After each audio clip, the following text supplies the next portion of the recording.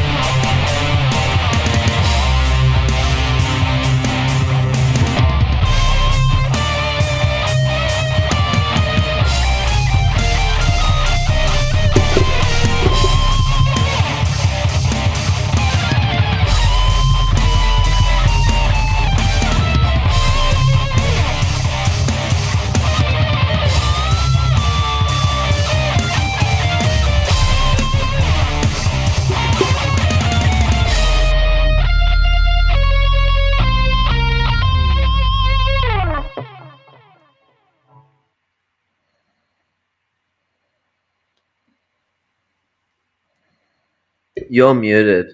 I sure am. Welcome to the For We Are Many podcast. My name is Rob. I'm one of the hosts this evening, and tonight we will be talking about the documentary Reimagining Safety. Matthew, if you'd like to introduce yourself and talk about it. Sure. Yeah. Thanks for having me. I'm excited to be on. Looking forward to talking about this. My name is Matthew Solomon. I am the director of the documentary feature film Reimagining Safety, which illustrates the harms caused by policing and incarceration and presents humane and practical and equitable alternatives such as abolition and restorative justice and community response and things like that. Excellent. All right, I'm going to play the trailer, and then we'll get right down to it.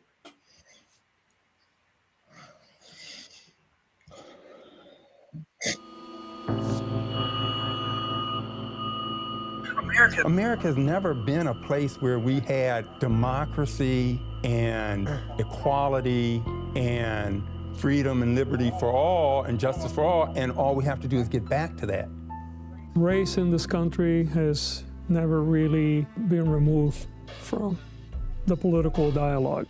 Because we won't reckon with our past, because we will let older people say, oh, that's so old, and let's not talk about that anymore. Slavery was so long ago. We haven't had it for 200 years. This is, not realizing that we never reckoned, we never repaired any of it at all. Police are violence workers. We've been sold this false choice of policing or nothing, which has been used to terrorize people into accepting policing when there's a whole long list of things that they would rather have that they know would help address the problems in their communities. When we say abolish the police, we are saying we do not want policing as we know it to exist anymore. What people don't realize when we're talking about abolition is that we're really talking about the fact that we want you to be a decent person, that it's going to require that you relate to people. We created a report and it's called Defunding the Police, Defining the Way Forward for HRM. Like, the myth is that we need all these people in jail while they'll be running around the streets, and that's not true. So I really try to shift us from believing that defunding is radical to recognizing that what is actually radical is investing billions of dollars into policing. So not agree that defunding the police is this radical lefty, communist, Marxist, whatever, that is actually practical, it's good social policy, it makes sense, and here's a roadmap to it. This is not some kind of abstract utopian envisioning. This is a very practical, programmatic intervention. When you begin to think differently and you begin to look at people through the eyes of the humanity in all of us and sort of that love for humankind, your thinking and your approach to the work starts to be very different.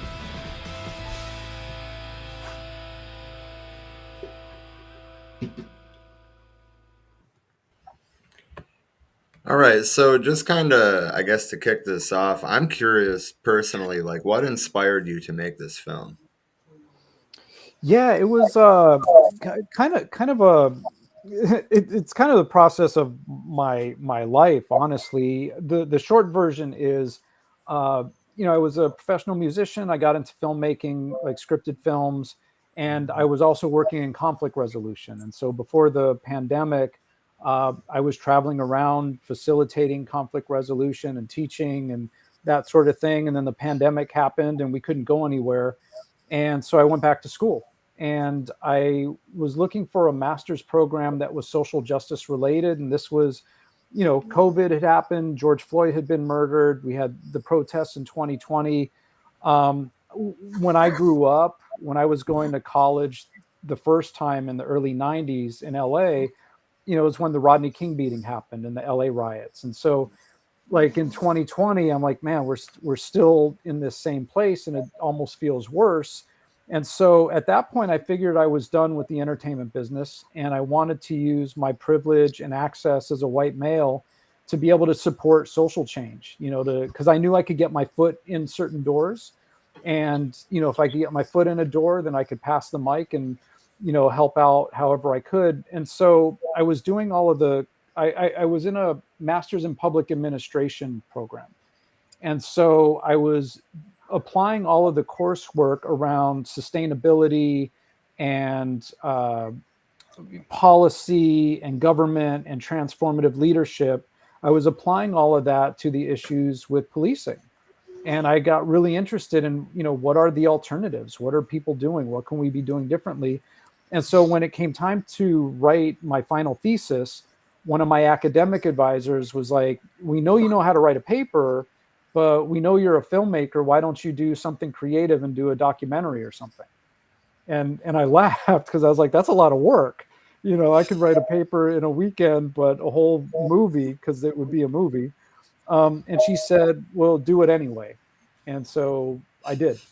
And I started, finding people to interview. I filmed most of it on my iPhone, all the interviews, except one of them's on like a virtual meeting.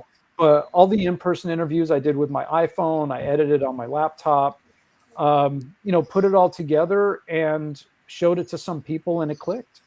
And they were like, people need to see this. And so we started doing community impact screenings around the country.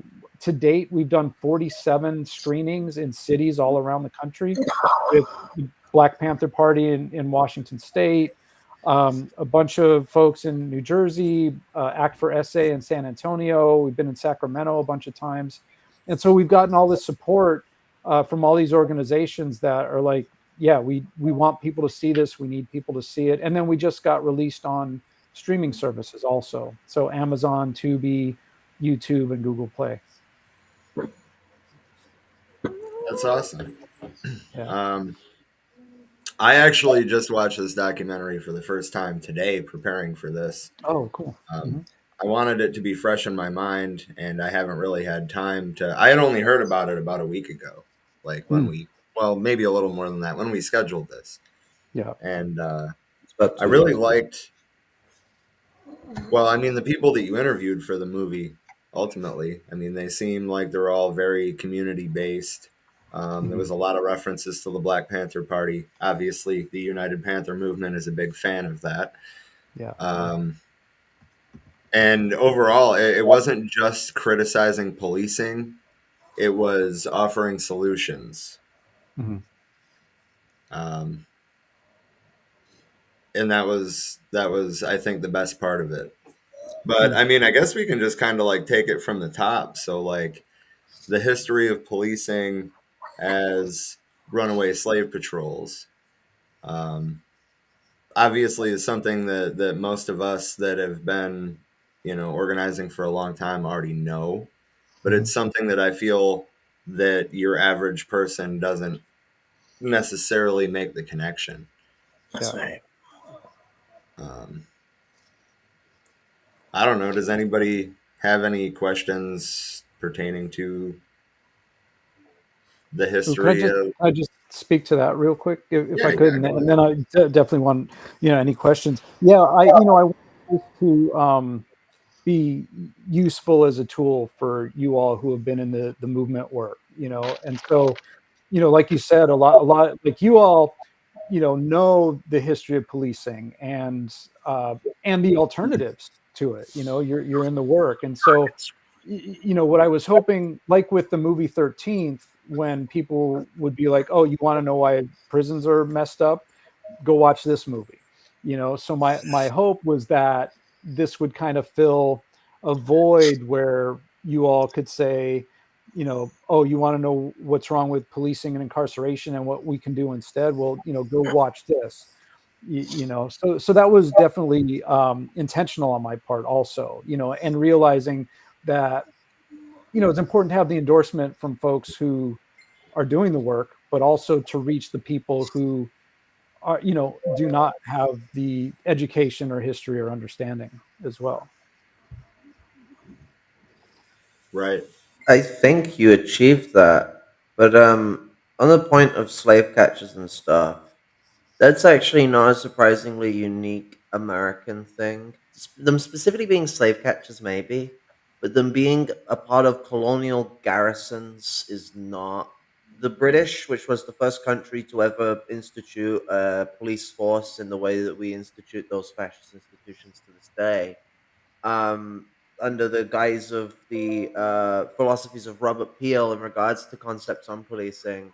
He based them almost entirely off of the colonial garrisons of the British Empire, and Mm. the U.S. in merging those slave catchers into a policing garrison was based off of the developments that the British had engaged in, and it's one of the things you can universally see where um, the policing system has its inherent ties with colonialism, and similarly to fascism in the imperial core, policing in the imperial core is like an importation of colonial processes, but where they are not just used to target the colonized, though they do so disproportionately. Now, out in a settler colony, it's so much more intense because in the settler colony, they also operate directly as both.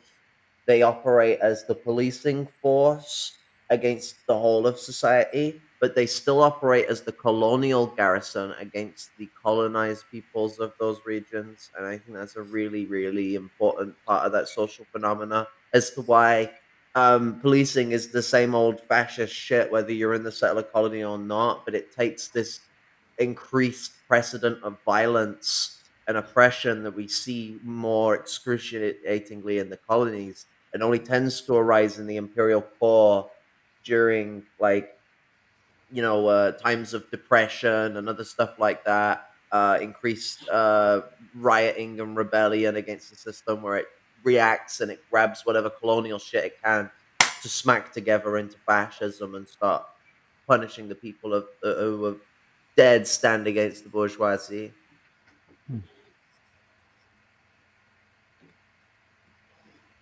I know Rob Rich had a couple of questions.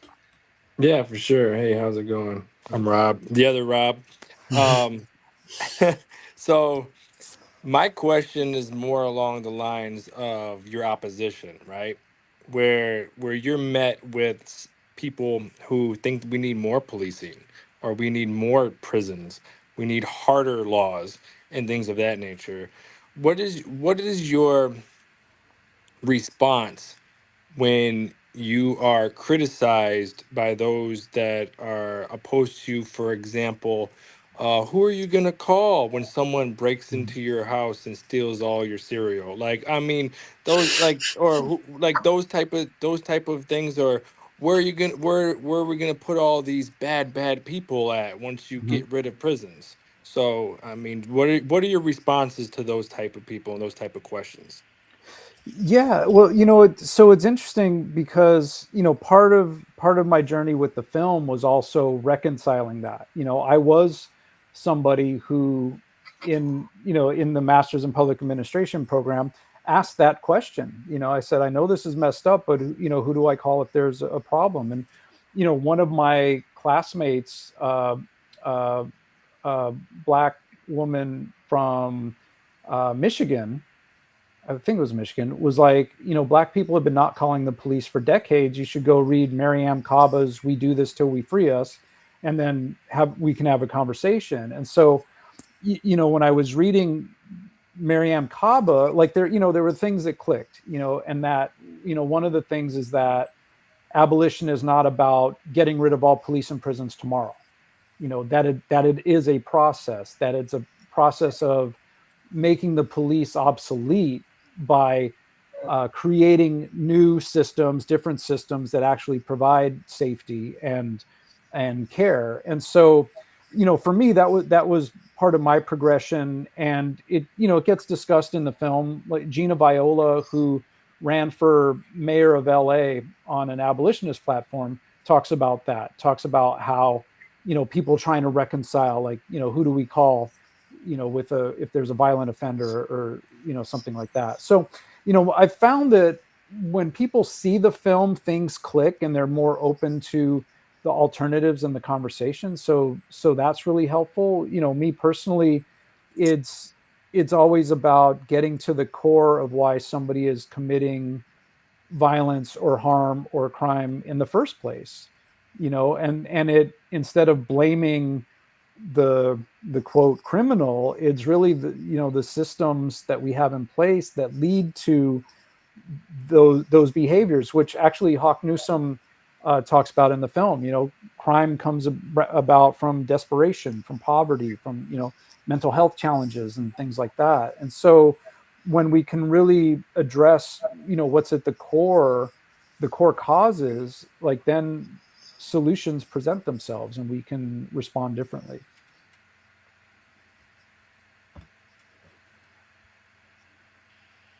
Yeah, no, most definitely. I appreciate that answer.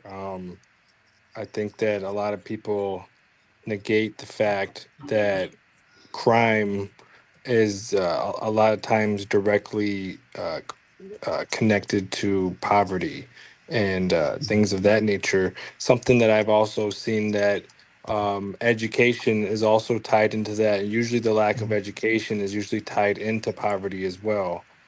And studies shown that the more education or the better education that you have, the less likely you are to go to prison. And I Yeah. mean, obviously, there's the school to prison pipeline that we hear so much about.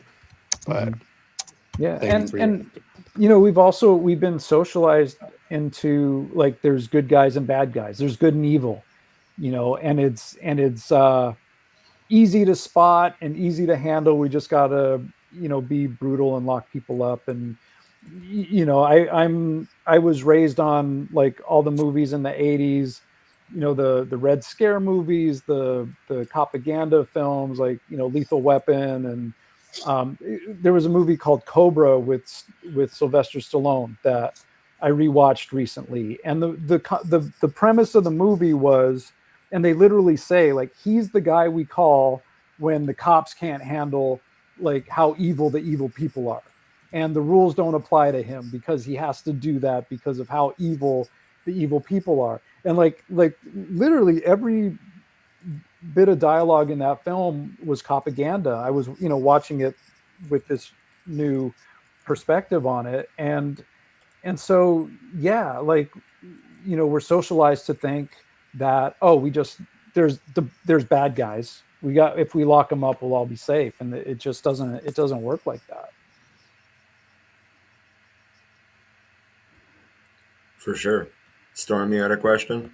Yeah. So, the question on, like, community safety as a response to dealing with the issues of how unsafe policing is.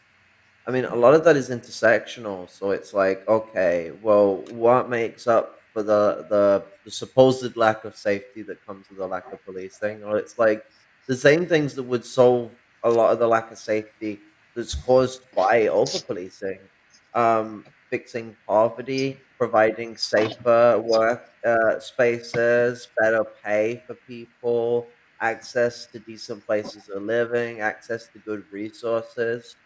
So, like, a good question I'd have is, like, regarding the importance of connecting reimagining safety into the wider world of like safety in society and how unsafe we really are in the lower class compared to the mythological existence the middle class comprise themselves in. Um, so like my pointation is on like the like what is the significance of highlighting those things?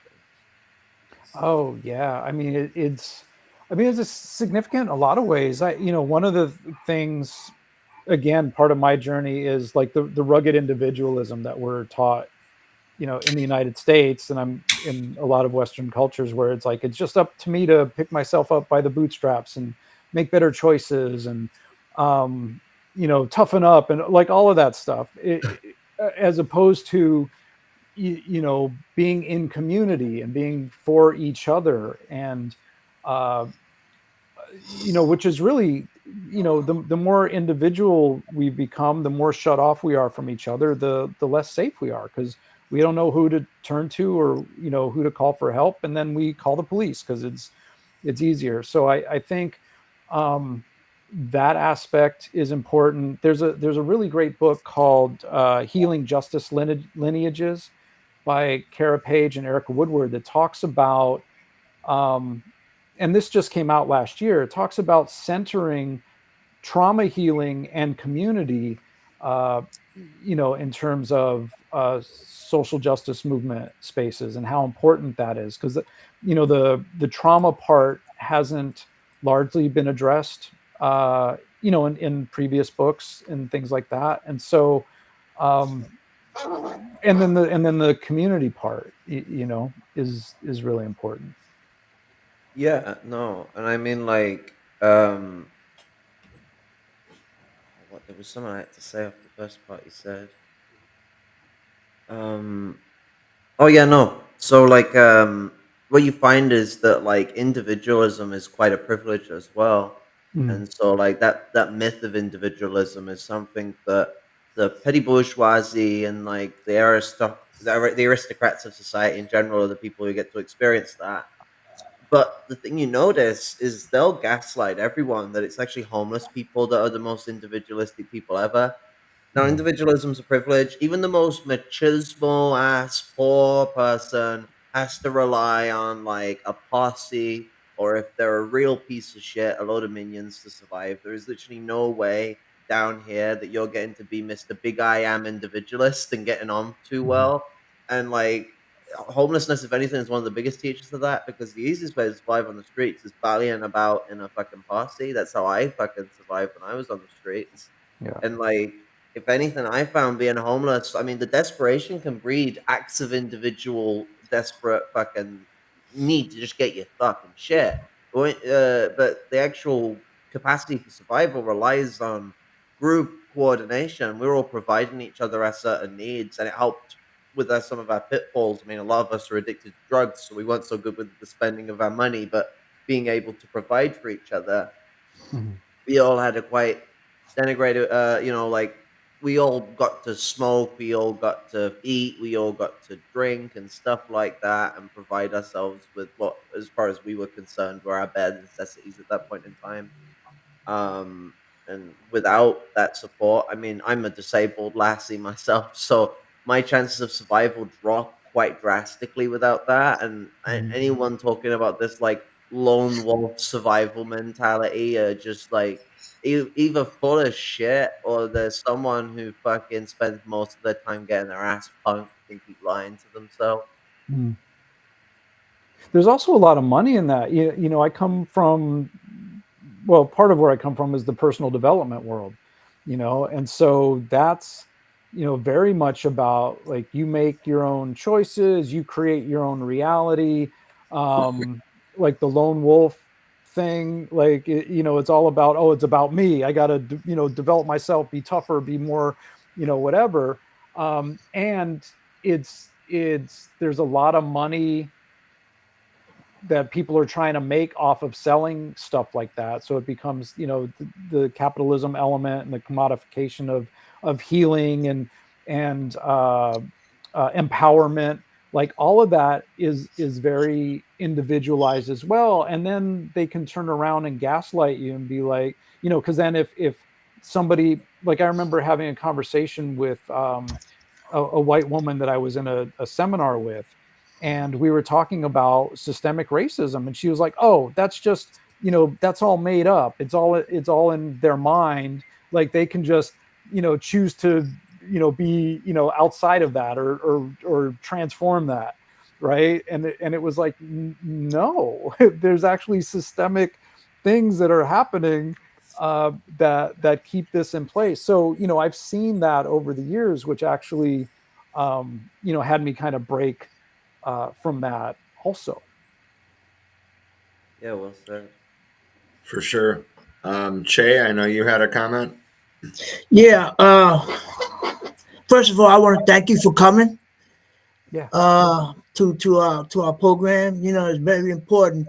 Your message is very, very, very important. Your message needs to reach out to a lot of people out there. There's a lot of myths in that society pertaining to police, but mostly one of the biggest myths that they have is that the police can help them. And that's what we need to address. The police cannot help us at all. And I personally believe that the only way that the police will ever be able to get rid of police is when we get rid of the system, because that's the root of the problem. The system is the root of the problem. And I have an uncle who's in Puerto Rico who is a lieutenant, and I know how he works. He works shitty, just like all cops work shitty. But I want to thank you for coming, and I also want to say that that your message needs to be reached out by a lot of other people, a lot of more people. And I'm sure that with us and your help, we'll be able to accomplish many things. Yeah. Thank you. Thank you.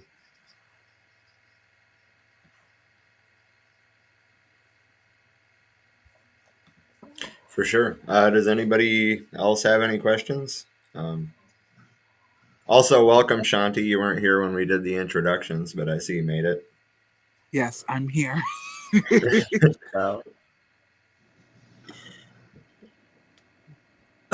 Zen, you're muted.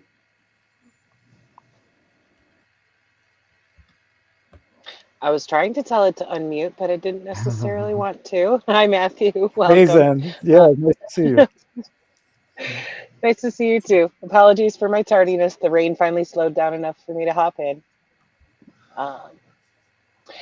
We do have an excellent question from one of the comrades in the comments here. He asks, what are Matthew's thoughts on cop cities being built across the U.S.? that they shouldn't be. Yeah, I mean, it's right. it's really wild, like the whole process. So I did the interviews for the film in like July and August of 2022, and while I was working on that, a couple things happened. Like, first of all, I was reading Kimberly Crenshaw's work on intersectionality, and then all this stuff in the news here about CRT, and they're indoctrinating five-year-olds to hate America. Like, all the lies about CRT happened. And I was like, what the hell is all of that? And so that was happening. And then the Cop City stuff, in Atlanta, that was the first thing. And we did a screening in Atlanta. And now there's, I forget how many, there's, over a dozen cop cities that are being built all over the United States. I know in Washington, outside of Olympia, we're going to be doing some screenings end of April in Washington State. I know that's one of the places.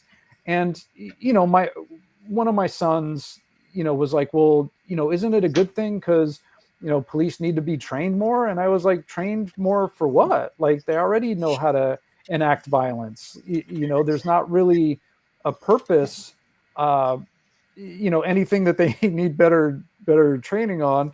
And so, it's interesting having this come about after the protests in 2020, and the rhetoric from Trump, about, shutting down when he did the photo op with the Bible. And I was in Portland a month ago, and I remember when the protests were going on there, and they had like unmarked officers and federal agents who were throwing people into unmarked vans, and things like that. So it's all the further militarization. And I can't talk about this without talking about the ties to Palestine and the IOF, is Israeli Defense Occupation Forces, and how the cop cities are modeled after that, and how at least with Atlanta, that's a training ground that people from Israel will come and train our officers. They already do that anyway, but so it's very tied to that. And spending $90 million on the one in Atlanta, when they could put that into housing and food and clothes and things like that. It's awful. You can see that situation again as well with colonial garrisons influencing each other on policing again. Yeah. Like there's that big interaction. I mean, like the Israelis got their tactics from the British, but came to power off of aid from the United States. Actually, funnily enough, in opposition to the British, but that's a funny little footnote of history. What's it? And then the Israelis have influenced the British after that, and then the Americans, and then the Americans have also again influenced the British too with their policing after the Panthers with the 60s and the 70s, the British took notes from there on how to combat their own civil rights issues. Then the 1990s riots, what was it, 92, I think the LA riots were. And then in the the March on Wall Street as well. The British took notes from the American police again then. It's always usually the New York police we get our fucking information from, which makes a lot of sense given how militarized they are. Um, and then you have the Black Lives Matter situation, which we actually explicitly sent commissioners over to America, and we got them to come over here on one of our largest ever police training programs with the US because we had BLM come here, and so the British constabulary shat themselves. Yeah, I heard that Derek Chauvin's the knee was something that was trained by the Israeli forces as well. I don't know exactly if that's true, but I heard that it was. So I wouldn't doubt it. The next question will come from the UPM Secretary of Education. Hello, Matthew. It's very, very amazing to have you here once again. This is such an important discussion to have because, we're talking about cop cities being built in Atlanta and all across the country in almost every state. And the documentary points out about, mental health crises. And I cannot think of a more better example personally than here in Chicago, because Chicago is already a cop city. The Chicago Police Department, we have the most police officers per capita out of any other city or anywhere, period. I think it's like about 90,000 to 100,000 officers per capita. And Chicago is largely colonized people, especially black and brown people, black and brown poor people. And so, because of the money and resources being put into the Chicago police, we have had a lot of mental health clinics here in Chicago closed down, to discard us and to give the police here more ammunition to surveil and demonize us and to go on a witch hunt against us because we're placed in this racialized position in a racist caste system here that gives them more ammunition to disable us. And I'm a disabled person myself, so I've seen and experienced many of the ableist suppression and violence in the hands of the system, especially from the police. Like one of my aunt's friends 25 years ago was killed by the Chicago police during a mental health crisis that he was having. He was having a nervous breakdown at his mother's house. And I think his mom called the police and they came and they couldn't get him to calm down because, the police, and they tased him and they kept tasing him and kept tasing him until he had a heart attack and he died. So it's like, you know, we do not have any kind of determination in our community over, the mental health situation in our communities when, the mental health crises in our communities are, a ongoing manifestation of colonialism and, the racist system that we are subject to daily. So my question for you is, how does Black and brown communities being disabled socially, psychologically, mentally, politically, physically, um, how does ability and disability become a weapon against Black and brown, poor and working people? And, kind of like, how does all of these things um, intersect, even though its main driving force is racism? Yeah, that's a. I mean, it's a great question, and I think from some of the other panel discussions that we've had, across the country, some of the things that I've heard, is that unfortunately, a lot of times, people with disabilities are uh, not readily included in the conversation, and so there's a concerted effort to be more inclusive in that way, and to center your voices more, and to find solutions that serve everybody. And I think from what I've been seeing and experiencing, that is uh, happening more and more, that there is more of an awareness, and more of an effort, to be inclusive in that way.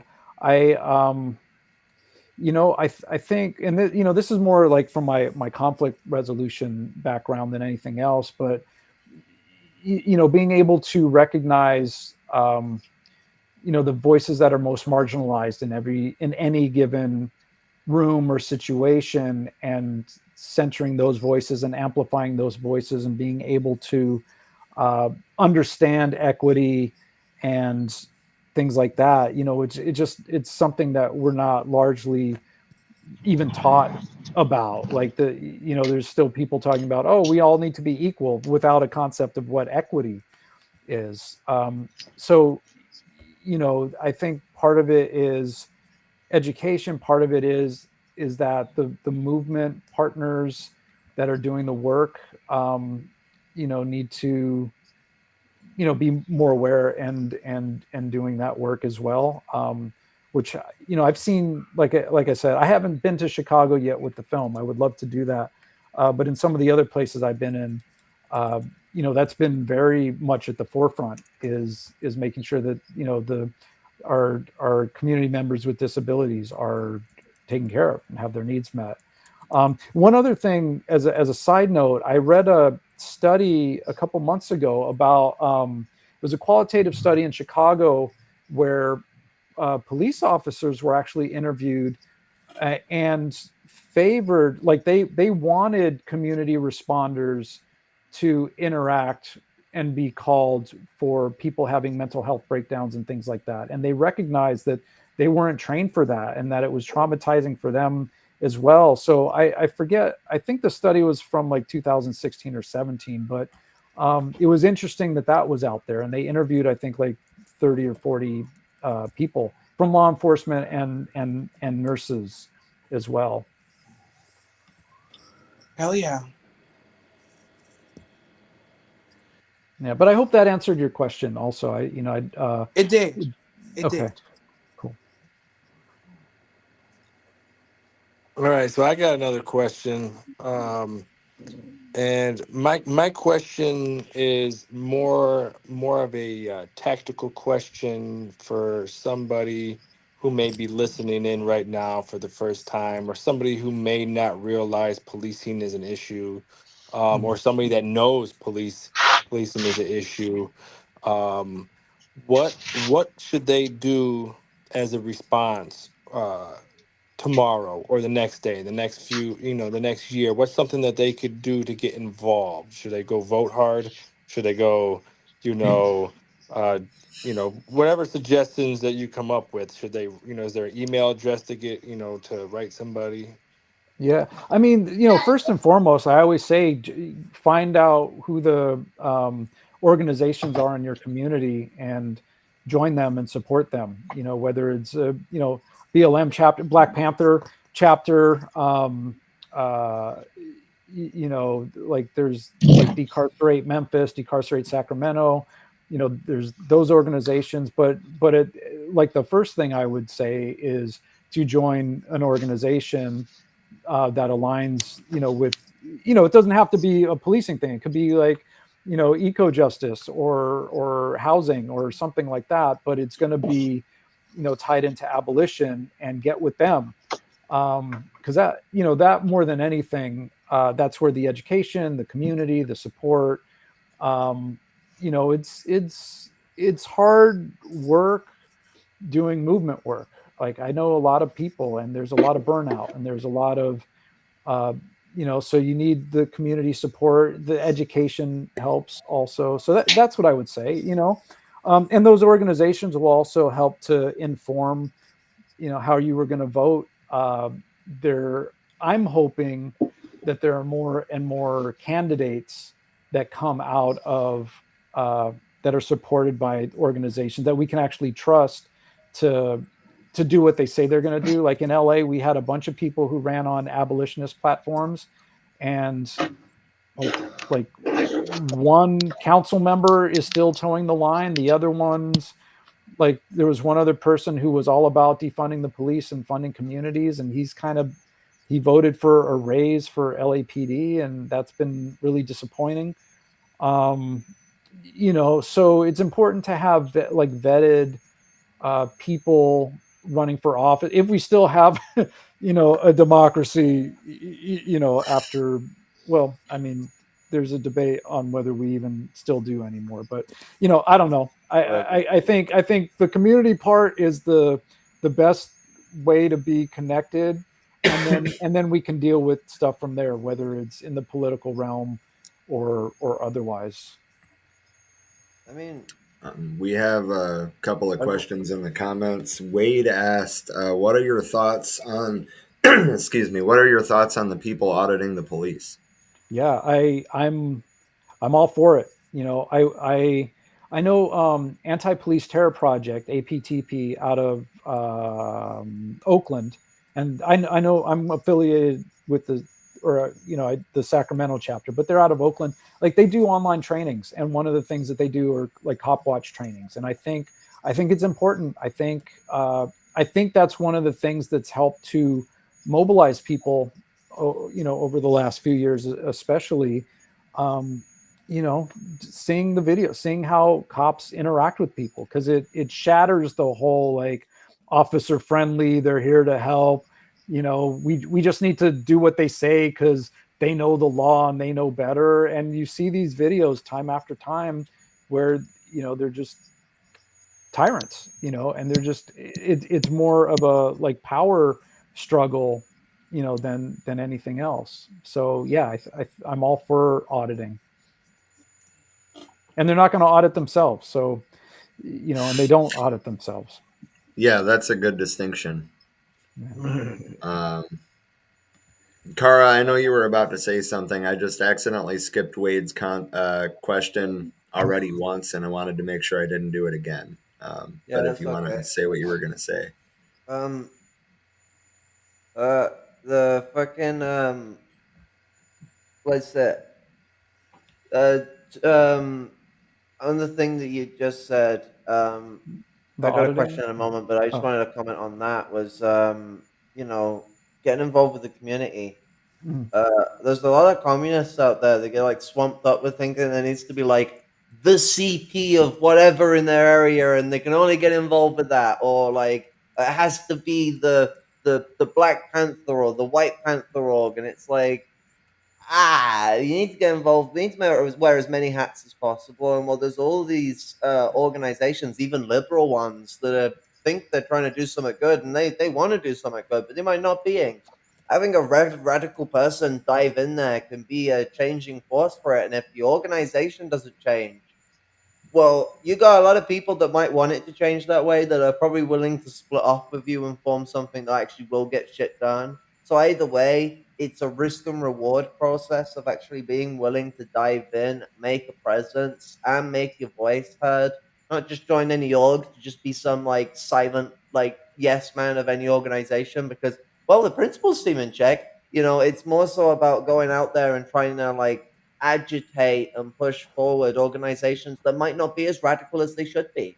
They might need a little bit of urging on to do more actual action. I mean, the Panthers, a lot of the groups that eventually formed into like the LA Panthers and groups like that, they came from college kids that wanted to be militants but didn't know how to be, and had the Black Panthers come along, a bunch of lumpen proletarians, like school them into it and bring them into that fray. And so it's like there are a lot of like people that might be quite privileged that Mhm. could be brought into it.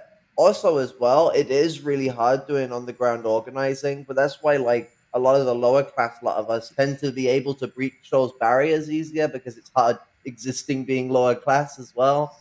For people that don't come from my kind of class background, the hardness of organizing a lot of the time isn't just the stress and the strain of it. It's also that they're having to step into my world. I've been conditioned and disciplined by my world since can remember. Well, a lot of those people, they've never had to live in poverty. They've never had to experience, you know, real capitalism in quotation. Mhm. Yeah, and look, just to be transparent here, I'm somebody who's been in the welfare system. I'm a single dad with 3 kids in Los Angeles, one of the most expensive cities, in the country, and I needed help. But that system is also, it's very like soft cop. You got to jump through hoops, and there are things that you have to, like, if you make too much money, you lose your benefits, but the money you need to survive is more than what the maximum is that you can earn. And so it's always this um this tricky thing. And then if something trips the system and your benefits go, it's like, oh crap, now I gotta figure this out. And so it's very stress inducing. It's very traumatizing. It's very humiliating. um so that I mean, that's something I've experienced also, which you reminded me of with what you were just sharing. For sure. Okay, so the next question. Sorry, I have to scroll back up. Um, Hope it's not showing the whole thing, but I have it on my screen. It's fine. What can we do to bring more attention and help change communities experiencing police brutality within a whole, the force at a higher level than average, and continuing to be corrupt, murder, use psychological warfare tactics on advocates, families of victims, witnesses, and lawyers fighting for the truth and justice? The numbers just keep growing more and more brutal. Yeah. Yeah, I think, and I think Hope and I just connected on social media, so thank you for that. I it's education. It's not just, it's getting the film out. There are other like mini like short films that I've seen that talk about this stuff. It's the the cop watchers and police auditors that are posting videos and sharing those out. I think one of the things that's been interesting to watch with the shift regarding Palestine is that at the very beginning, it was very Israel centered, and there were people speaking out, but the more that we were able to see videos from people on the ground in Gaza, I think that's had a tremendous effect on shifting shifting the narrative and shifting what people are realizing is actually happening over there. So I think that the ways that we influence change and influence people in their thinking, and same with George Floyd, right? I mean, if that wasn't caught on camera, if it wasn't during like the first few months of the pandemic where we were stuck at home and weren't going anywhere, who knows if I don't think there would have been that level of support out in the streets. And so I think it is, with us having the information and the access to things and being in conversation and not cutting off friends and relatives, or not being put like a lot of times, like us white folks will be polite and not want to rock the boat. I've been guilty of this too, where somebody will say something and I just won't push back because I don't want to make things uncomfortable. But to call people on their stuff and call them in and come with the education and the knowledge and those sorts of things. I think that's like we can't afford to be laid back and complacent anymore. There's just I mean, for me, it's like lives are at stake, and I can't, you just can't do that. All power. Give me just a second. I'm scrolling and I think that popped up the right one. Yes, from Richard, was asking, what does the police murder of Tyree Nichols say about the old ideas regarding police of the same race as the community? Does it still minimize brutality to have black cops in black communities? Yeah, I was just reading something about that. It's interesting you brought that up. I have two things to say about it. I mean, first of all, Ice Cube said the black cop showing out for the white cop, in the 90s. So, and then Jody Armour, who's in the film, he talks a lot, not in the film, but we've been on panels, and he's like, that was one of the reforms, but once somebody puts on the uniform, they're the uniform. They're that blue line. And so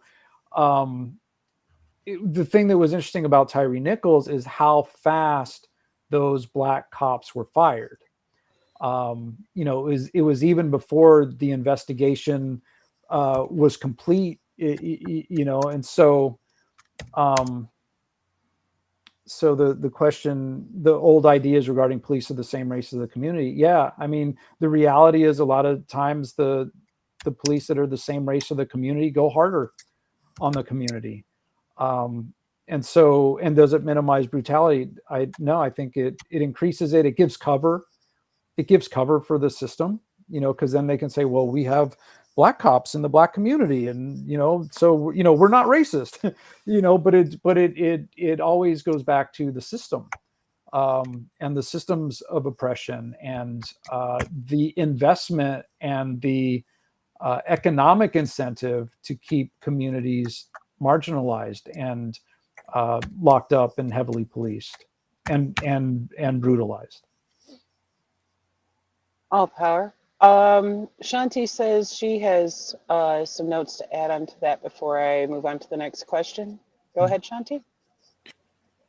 Thank you, comrade. You're welcome. Yeah, like the murder of Tyree Nichols by 5 black middle class police officers, because we have to keep in mind that all 5 of these men are part of the black middle class, and they're all part of the Divine Nine fraternities.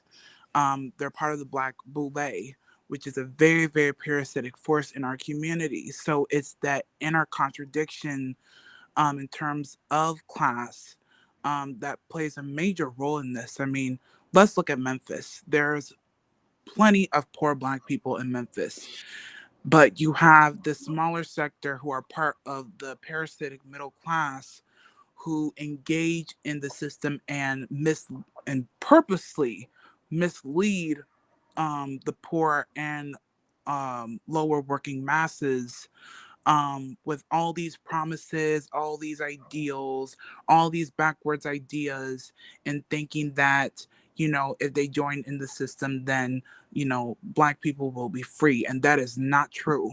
And that is literally the point, because they rely on colonized people who are distinguished and established parts of the middle class and the upper middle class to mislead and brutalize poor Black people. And so not every Black person is, you know, not all skin folk are kinfolk. And this is a clear example of having to assimilate not being the solution for our communities at all, because it's essentially trying to make us assimilate. And we're not trying to assimilate. We are trying to have resources in our community. We don't want any more of us being part of the same force that was literally made to surveil us when we try to escape the plantations, because it all goes back into there. The game has changed. And so now we have to really think hard of how parasitic you know, middle class elements in colonized communities are, and how much of a more sadistic detriment they are in terms of actual intercommunal care and safety. Okay. Oh, Power. Yeah. Thank you for that. The next question from the comments here. This was from Joe. He's asking, Matthew, can you share on the alternatives the community can get involved with and not relying on the police, period? Yeah, Comrade Joe, it's nice to see you. Yeah, like I was saying earlier, getting involved in Black Panther organizations, Brown Beret organizations. There are, you know, I mentioned APTP before, and then there's the, you know, Decarcerate. You know, what I was doing when I was looking for, you know, the different communities to do screenings in. You know, I was Googling social justice organizations, violence prevention organizations, like that's another thing. And then you just see who pops up. There's a national organization called Showing Up for Racial Justice, which, you know, they're amazing. They have chapters all over. I also have to mention Here for the Kids, which, you know, with the film, we've had over 70 organizations across the country who have hosted screenings. And so one of the things after Atlanta, I was like, I need to bring people together, because, you know, the folks in different cities, for the most part, don't know who's doing what, where. And based on, you know, the model of the Panthers and building coalition, even, you know, as Kara was saying earlier, like, even people who aren't 100% aligned, building those coalitions, because there's enough commonality, and we need to leverage that power, especially when it's against, you know, fascism. You know, so what I'm doing with Here for the Kids and Comentum Strategies, which is they're out of Memphis, is, you know, bringing those organizations together. Here for the Kids is, you know, they have chapters all over. So any of those groups, you know, and then, you know, just finding who's in your city. But yeah, I mean, like Joe and I met in Tacoma and Seattle with the Black Panther Party there, and they're doing that work. You know, they're like, people have their number, and if they're in trouble, they need something, they call them, and, you know, and they show up. So yeah, that's what I would say. All are. That's what's up. Comrade Kara, are you ready? I know you had a question and you were up next. Yes. You have the floor. So it's a double barrel question, but I'll ask one part first, let you answer, then ask the second. Bit of a setup and punchline kind of thing. But the what's it? So like obviously policing and imprisonment being incorrect is a matter of like principle, like on all levels it's fucked. Like incarceration is fucked and so is policing. Well, it's kind of easy to answer the replacement in regards to police unless community organize like reprimandal and stuff like that, and patrolling and keeping the streets safe, proper mental health support, rehabilitative justice. What's your perspective on that in regards to crime in general? Well, I mean, everybody, or a lot of people talk about like Norway, and the rehabilitate, like the way that their prison system is set up for rehabilitation. I think, so there's the harm reduction part, and then there's the abolition part. And so I think, the way we've been operating with incarceration in prisons is based on punishment and revenge, and that, if you punish people hard enough, they're not going to commit crime, which is bullshit. And then when people are in the recidivism rates are super high, right? So if we can have facilities where people can actually, that are focused on rehabilitation, that are focused on,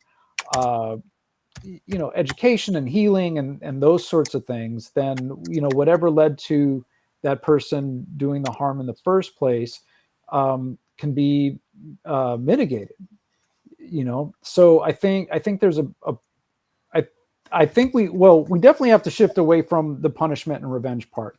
I think that the rehabilitation part is an effective way to go, and this is all in the broader context of eventually abolishing the whole system anyway and replacing it with new systems, which, we have restorative justice frameworks that are very effective. I forget who was speaking about Chicago, but in the film, Gina Viola talks about restorative justice options that at least were in Chicago. I don't know if they're still in Chicago, but yeah. So I guess that's the start of my answer to part one. Yeah, and I feel that we need like a full. When I say rehabilitative justice, I mean like a full replacement of the whole model with the rehabilitative model. Yeah. Now, what you'll likely hear when you start going about stuff like that is, but what about people that can't be rehabilitated? Right. Should they be locked up in a prison? Mhm. So what's the answer to that? Well, my answer is, well, who is that? If there are, right? Because I don't, I my point of view is that there are not binaries, right? So I can't say there aren't people who can't be, like, there might be people who can't be rehabilitated, but if there are people who cannot be rehabilitated, it's a very, very, very small percentage, and certainly we can figure out a humane and practical way to take care of them and take care of society, but again, if that is the case, it's a very, very, very small percentage. Not only is it a small percentage, but you exactly hit the hammer on the money. Because if someone can't be rehabilitated, that means that they do have something that they need support with because they can't seem to retribute themselves. And if they can't, then they need to be, society needs to be protected from them, but they don't need to be locked in a cage. Right. They should have their needs provided for them and given a good set of sustenance. So no, yeah, I think you answered that beautifully. Thank you. I will say, when I was interviewing Nikki Black, one of the things I asked her, it's not in the film because, there was a lot, but, I was like, well, what do we do with somebody like Trump, for instance, and the like, I would love, on one hand, I would love to see him locked up and thrown in a cage and whatever, but if I'm an abolitionist, then that's not aligned. And and her response was great. She was like, it's about, he doesn't need to have the microphone that he has. He doesn't need to have the access to the power that he has. And so, you take if a kid's breaking their toys, you take away the toys, right? Or you put them in a different spot where they're not going to, do more harm. So I think actually, Kara, that's also what you were saying is, so they're not in a place to harm others, but they're also, because I can, on a human level, I can see where his wounds are and where he is the way he is because of things that happened to him, so let's get him taken care of, but not where he's got like nuclear codes and can impose martial law and all of that stuff. Or the power of billions of dollars, because it seems there's this billions false of dollars. dichotomy of either you lock him in a prison or he gets to be a billionaire with lots of power. No middle ground. How can we ever think of a middle ground? Yeah. Yeah. If anybody is, beyond reach, it's the billionaires there. Oh, goodness. The question is, are they human? Go ahead, Comrade Shay. I see you got a question. Yeah, I just want to say that it's very true what you were saying, that prison is it's not an alternative to crime. You got a lot of people in jail, in prisons, that have mental problems that are not even addressed. And as a result of that, they're in prison for those same reasons. So I think that's one reason, that's one alternative, one way of dealing with is catching it at the root and trying to deal with people, man, who commit crimes, man, and why they commit crimes. Dealing with it on a philosophical, on a mental level, as opposed to saying, well, put them in jail, because jail is not a solution to nobody's problems. Mm-hmm. As a matter of fact, many police that are working in prison don't like it, but they working in there, just to get that money, Mm-hmm. So thank you for saying that. Yes, it's true. Oh, power. That's a really important we've thing got that another. was said from Che, is that even for the people that are like supposedly trying to solve the problem of crime against them, like the bourgeoisie or the middle class, it doesn't actually solve any of their problems either. Crime rates are actually at their highest when incarceration is at its highest. Facts. Richard fired off another excellent question in the comments here. He asked, how do we go about breaking up police unions, and would it even be as effective as some think it could be? Yeah, I don't have enough knowledge on how to go about breaking up the unions, but I will say that a big part of their, they leverage their power, so I do think that breaking up those unions would be beneficial. I don't know how to go about doing that, but if somebody else has thoughts on that, like that would be awesome. Okay. I imagine it would be one of those weird situations where a striking motion is used to destroy a union rather than create one. Because that seems like the main way we're ever going to article any sort of struggle against police power is to make such a mass strike, such a large enough scale of protest that something has to be done. Otherwise, the fabric of society is going to crumble at the seams. Yeah.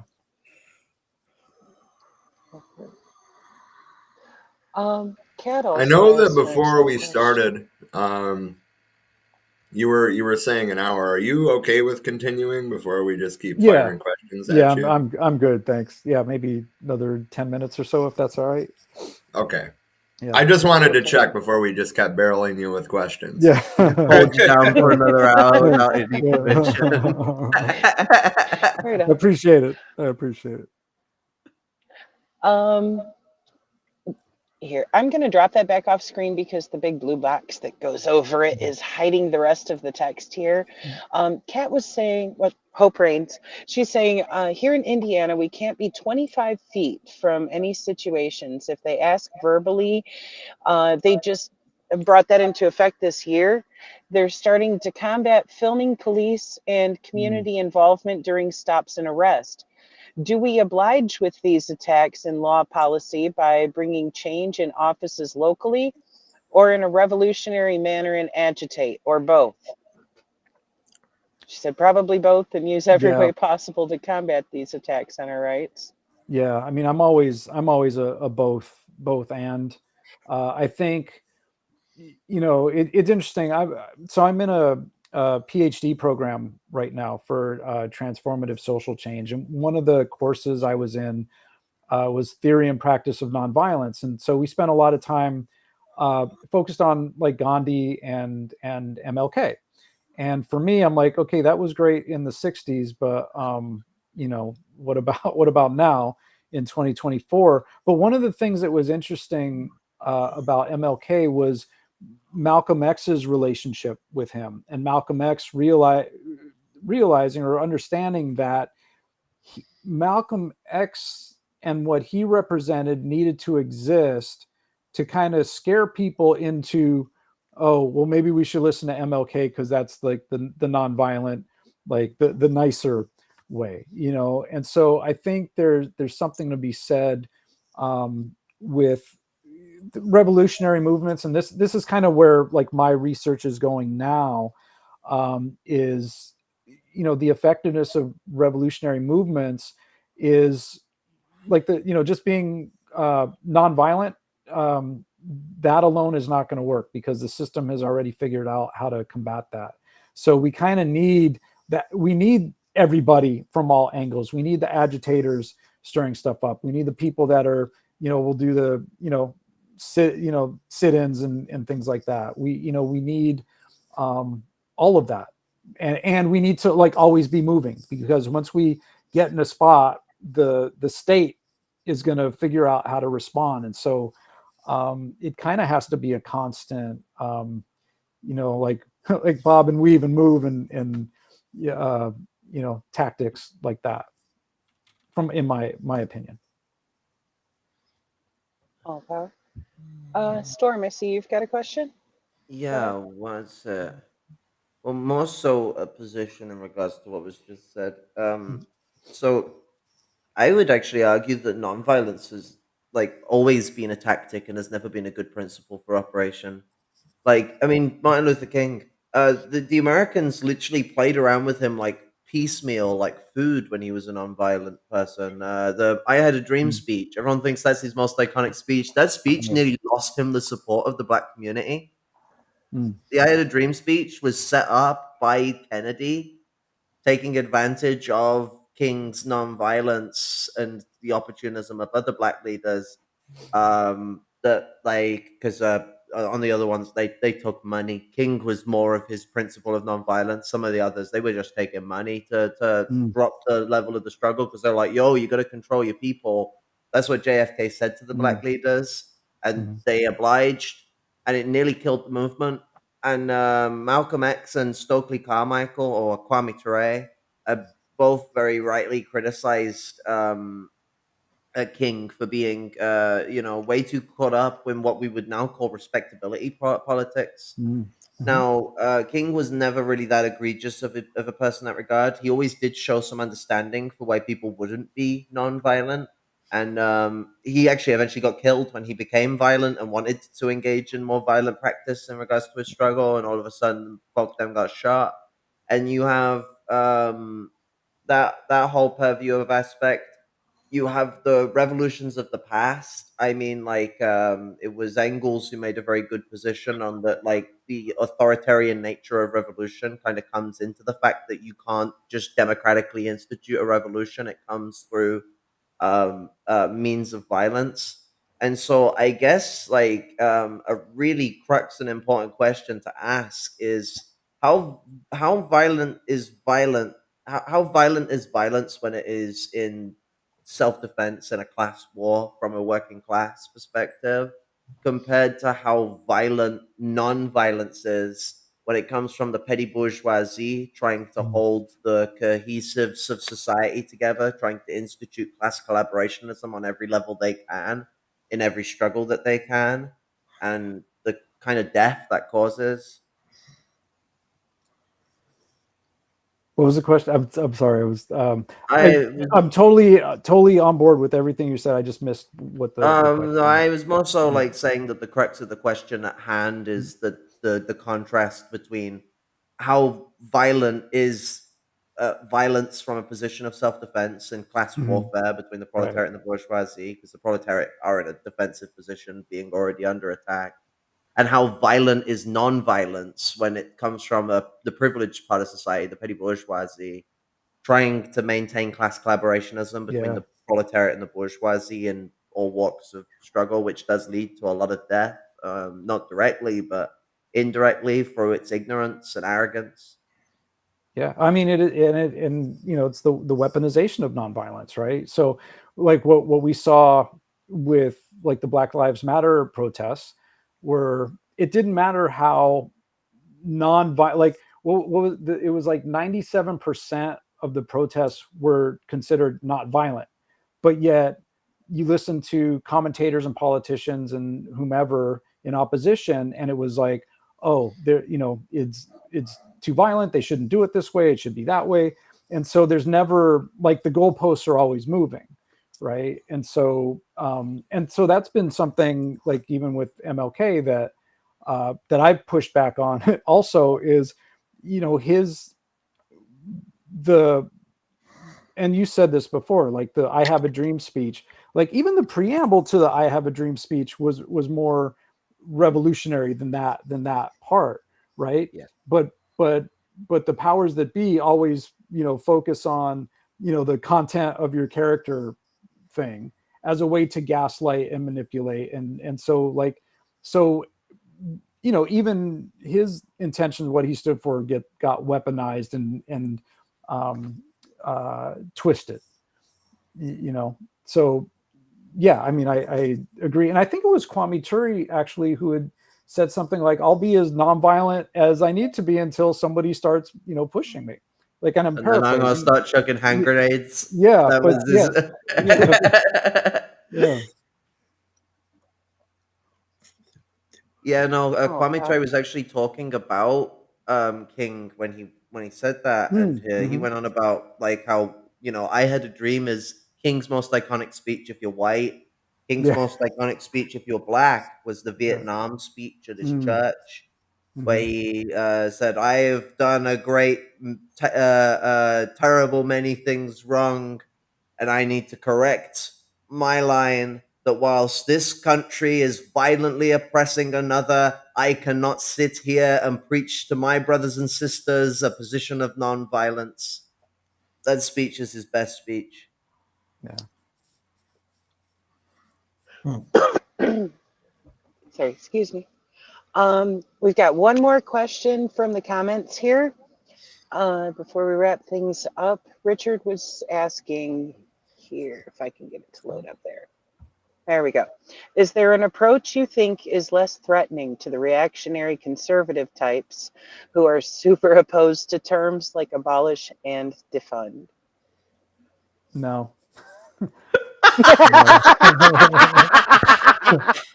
That's fair. I mean, I've seen it over the last couple of years, you know, like with CRT, with woke, with, you know, even people who aren't for defund, they get labeled, you know, for defund. It doesn't matter. I don't think there's not anything that they're not going to even try and, like, twist and weaponize and turn back on us, you know. If anything, I'd find that's those totally words are. If anything, I find those words are, if anything, like not the non-threatening words Yeah, to right. use. Well, it was interesting because Melina Abdullah, who's one of the co-founders of Black Lives Matter LA, I was on a panel with her, and she said that in 2020 they started saying defund because they thought that would be less threatening than abolish, and then, you know, and then it got all twisted around. So yeah, it actually comes up a lot. Like people are always like, well, defund is terrible, we should say something else. And I'm like, there's really nothing else. I mean, in the film we talk about detasking, and like that's like a practical label, which you would think people would be like, okay, I can get on board with that, and maybe more can, but I really don't. I don't think that there's anything that's not going to be, they won't find a way to push back against. And I guess with detasking and defunding is it's not really the whole abolition thing. So like a lot of times when you try and water a term down, what you end up doing is breaking it up into different terms that don't quite get the full message across, and work great if you want to list like policy goals, but as an actual like complete position, it ends up being quite limited. Yeah.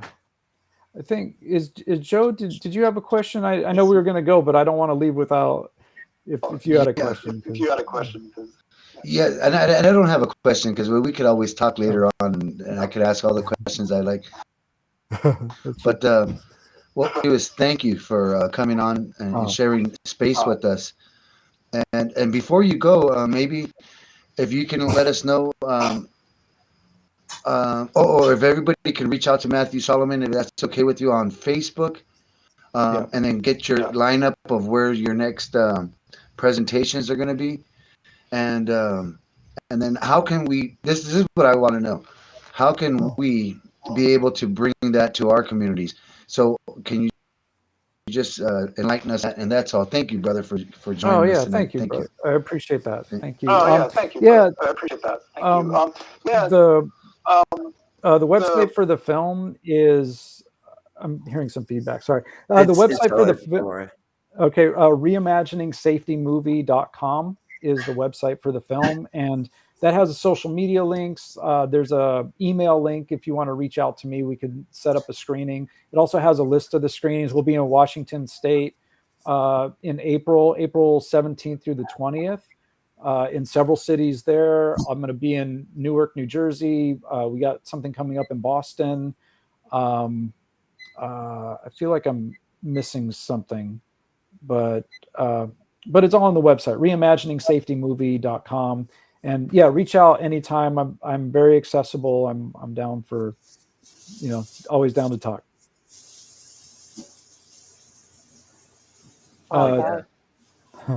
For any cops that might be watching, I saw there was a comment about, do I have any statements? You know what? Yeah. You got any closing statements to any cops that might be watching? Yeah. We did a screening in Newark, New Jersey, and it was a bunch of community responder organizations, and there were some cops there. And my experience has been that former cops tend to watch the film and they're like, yeah, that's what it's like. But current cops tend to get super defensive and push back and things like that. But the cops in Newark, who were part of the community response department, those people, there were 3 of them, and they were all like, you know what, more of us need to see the film. We need to get comfortable with being uncomfortable, and we need to hear how we're impacting people and what we think we're supposed to be doing versus what the impact actually is. So if there are cops watching this, I encourage you to watch the film from an open mind and listen from a place of curiosity, versus like, oh, I know it's better, than you, or however you might be approaching it. But like really be curious about what is the effect of my job and how I show up and how we collectively, because it's not about the individual cop, it's about the culture, where the incentives are like the way you prove yourself and you move up, or by getting in fights, writing tickets, making arrests under the umbrella of locking up bad guys. But who are the bad guys, and why are they bad guys? So I would encourage you to watch the film from a place of just being curious. Well said. Hell yeah. Yeah, all power to that, and just stop being cops. Yeah. Go try and advertise the film to your cop friends, and I mean, you'll probably want to stop being a cop before you end up like fucking getting screwed over by them. I have to quote Amber, oh shoot, I'm forgetting her last name, in Memphis. We were on a panel together in Amber Nicole. We were on a panel together in Indiana, and she said, "Yeah, people make bad choices all the time," because somebody was talking about when people choose to be cops, and she's like, "Yeah, it's a bad choice." Is how she characterized it. Right. Yeah, Amber you know, Sherman. I mean, Amber a Sherman. really, That was a it. really Yeah. important facet of it all as well is getting into like the locking up the bad guys. It's like, well, I mean, if we were going to moralize any part of society as being the bad guys of society, it'd be the bourgeoisie. And what's the police's primary role? To protect capital from the lower classes. It's to protect the private property. And so, like we talk about Donald Trump, well, the judiciary system isn't going to lock him up entirely because it's meant to protect him. And the only time it will lock him up is when he endangers the other people of his class. They don't give a shit about the millions of people that have died because of the coronavirus. Yeah.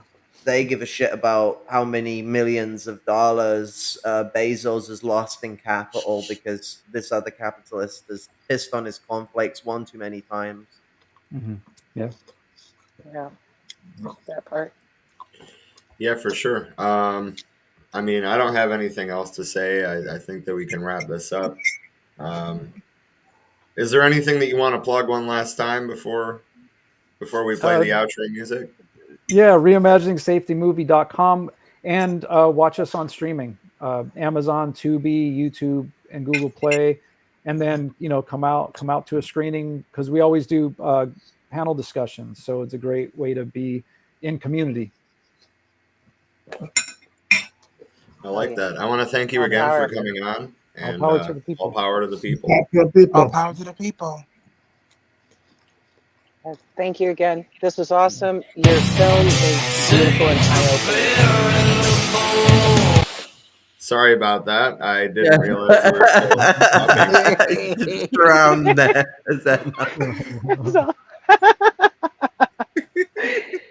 Oh goodness. That's all. It was beautiful having you here, though. Like, definitely, like coming from a lumpen proletarian background, like, I ain't no ally of the police, so it's always good to have someone dropping the beat hard in a very informative and intellectual fucking angle that's breaking down the actual like scientific need for these bastards to fuck off like the little cunts they are. Yes. Yeah, for sure. All right. Well, all power. I'm going to try the thing again. Okay. All power to the people. All power. I'll shut the hell up this time.